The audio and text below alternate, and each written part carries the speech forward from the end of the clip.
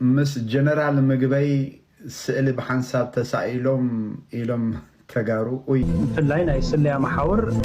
فالسي مسمن يخون زبل حتى خمس عربا كافتهم حلف توزتوها وملسجن تجرين أب إثيوبيان زكاير زلوا هذا دماغ خلتنا نتجري حاجز خن قبل كم زلنا زبل حدا وسان حلفهم كم زلوا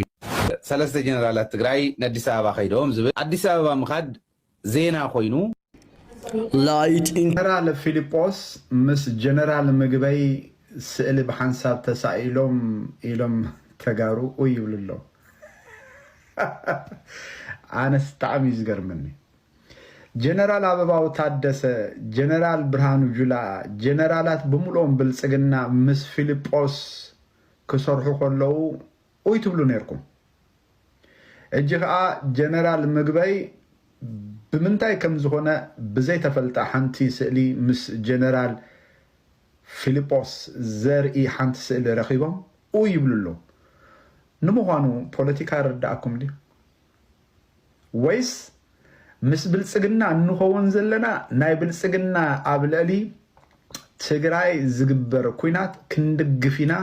ሕነና ክንፈዲኢና ዝብል ሓሳብ ስለ ዘለኩም ይኹም ነዚ ዘይተቀበልኩም አብይ አሕመድን ጀነራላቱን ንጀነራላት ናይ ኤርትራ ክሰግዱሎም በኦም ክምርሑ ከም ዝጸንሑ ኢትዮፎርም በደንብ ገይሩ ነጊርኩም ሕጂ ግን ነቲ ተጻብኦ ምስ ኤርትራ ደው አቢልና ክንሰርሒና ሰላሚና ንደሊ 360 ዲግሪ አይን ዕጾኒና ስለዝበሉ እንደሐዋሃት ናይ ኤርትራ ወከልቲኦም እዚኦም ሻዕቢያዮም ትብልዎም ኣለኹም ይገርም ከም ቋሕሰም ፖለቲካ ተገምጢላ መንግስቲ ኤርትራ ምስ ብልጽግና ክሰርሕ እንድሕር ጀሚሩ ቀዳሞት ውሕ ትብሉ ከአንስኹም ይኹም ይገርም ረብሓ እንታዩ ዘይርዳእኩም ጸማማት ይኹም ኣነሞ ነዚኦም ከምዚኦም ዝኣመሰሉ ተጋሩ ትግራይን ኤርትራን ብሰላሚና ሽግርና ክንፈትሕ ዝብል ጽምዶ ንገብር ኣለና ዝብል ብማሕበራዊ ሚድያ ዝርአ ነገራት ምስራእኩም ውሕ ትብሉ ኣለኹም እስኻትኩም መን ኢኹም እስኪ እስኻትኩም ጸላኢ ህዝብ ትግራይ ኢኹም እስኻትኩም ልክዕ ከም በዓል አረጋዊ በርሀ ገብሩ አስራት እስኻትኩም ከም በዓል መንጋግ እስኻትኩም ከም በዓል እዝን ህዝብ ትግራይ ብመሪሕነት መከላከያ ሚኒስተር ኮይኑ ዘጨፍጨፈ አብርሃም በላይ ንስኻትኩም ከምኡ ኢኹም ትግራይ ብኸምዚ ዝኣመሰለ ናይ ትግራይ ፖለቲካ ዘይርድኦ ሰብ እያ ዋጋ ትኸፍል ኩሉ ግዜ አይ ነዲስ አበባ ከይዶም ዝብል ዜና ثلاثة جنرالات تግራይ حزنا ዘለና ከምቱ ኣብ ስክሪን እንትሪእዎ ዘለኹም ዓብይ ርእስና ثلاثة جنرالات تግራይ ነዲስ አበባ ከይዶም ዝብል ዜና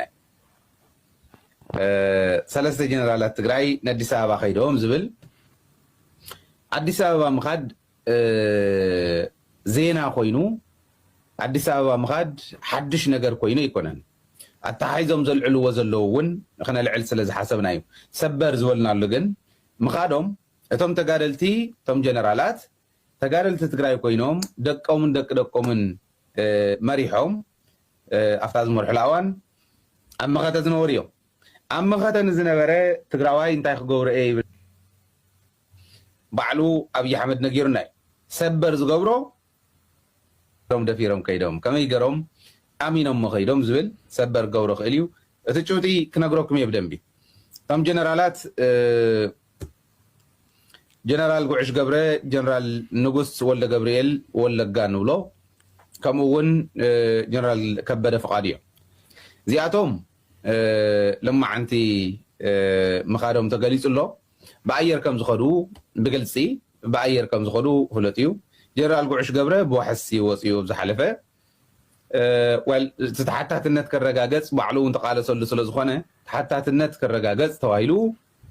تحاتيتون تتحيزو بواحد وصيب بمكينة ايكونون كيدوم موليقوم يكونون كيدوم بعير من قديهم كيدوم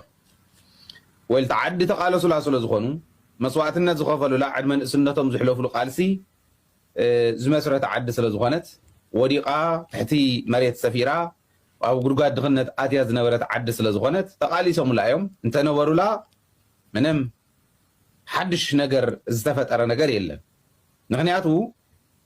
እዞም ሰባት እዚኦም ብጀካ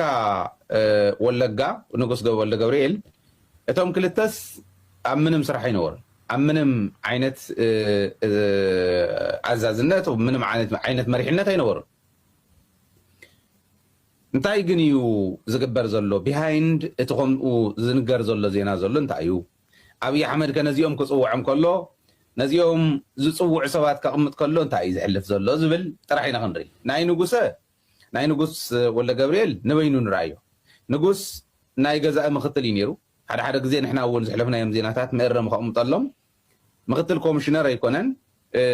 ናይ ምክትል ናይ ተቀዳሚ ምክትል ዝበሃል ናቱ ምክትል ኮይኑ እዩ ናይ ፍሉይ ሓይሊ ወይ ፍሉይ ልኡኽ ኣዛዚ ኮይኑ እዩ ተመዲቡ ነይሩ ቀረባ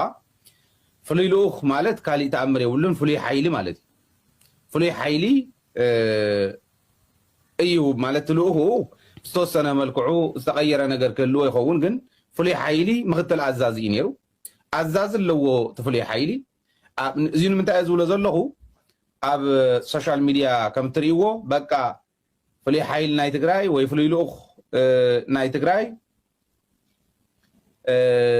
በክ ተሪፉ ኣዛዚኡ ከይዱ ገለመለ ዝብሉ ኣብ ማሕበራዊ ሚድያ ስለ ዘሎ በክ ዝተረፈ ሓይሊ የለን ኣዛዚ ኣለዎ ኣዛዚኡ ገዛ ገብሪ ሂወት እዩ ስለዚ ንጉሰ ወይ ንጉስ ወለጋ ንብሎ ምክትል እዩ ነይሩ እታ ተመዲቡላ ዝነበረ ኣብ ቀረባ እዋን ንክለዓል እውን